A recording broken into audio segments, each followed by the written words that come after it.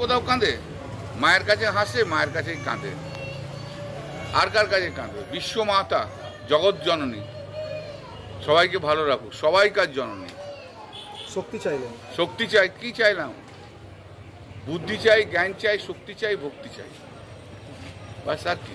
সামনে 26-এর নির্বাচন, 26-এর নির্বাচনে তো মাকে সবসময় প্রার্থনা করছি যে অনেক বেশি আশীর্বাদ করুন মমতাদিকে আমাদের, যাতে একদম বিজেপি একদম মানে শূন্য হয়ে যায় এখানে। নরেন্দ্র মোদী আর অমিত শাহ মুখ যেন গোঁতা হয়ে যায়। আর এই পাপি তাপিগুলো যেগুলো আছে, শুভেন্দু ফুবেন্দু পাপি তাপি, এসব পাপি তাপিগুলো, ওষুধগুলো যেন একদম সরে যায়, তাই চাইলাম। এসআইআর নিয়ে কি বলবেন? এসআইআর নিয়ে চলবে। এসআইআর একটা ভোটার, জেনুইন ভোটারের নাম কাটতে দেবো না, কিছুতেই দেবো না। সিআইএসএফ দিয়ে গুলি চালাক আর সিআরপিএফ দিয়ে গুলি চালাক, ওসব হবে না। এটা উত্তরপ্রদেশ নয়, গুজরাট নয়, এটা পশ্চিমবাংলা। বাংলা অনেক কিছু দেখেছে, বাংলা অনেক কিছু সহ্য করে।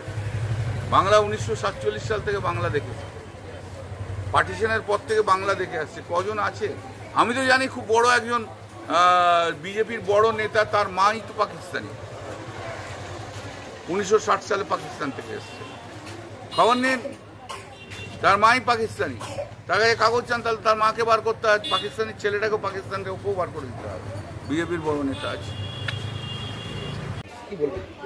দেখুন, অমিত শাহ নিজের জীবনে কখনো সংবিধান পড়েননি এবং সংবিধান জানেন না।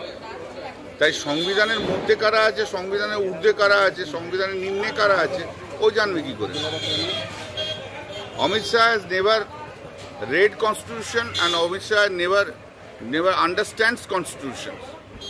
Therefore, how he can say who is above the constitution, who is within the constitution, who is working with the formula of the constitution?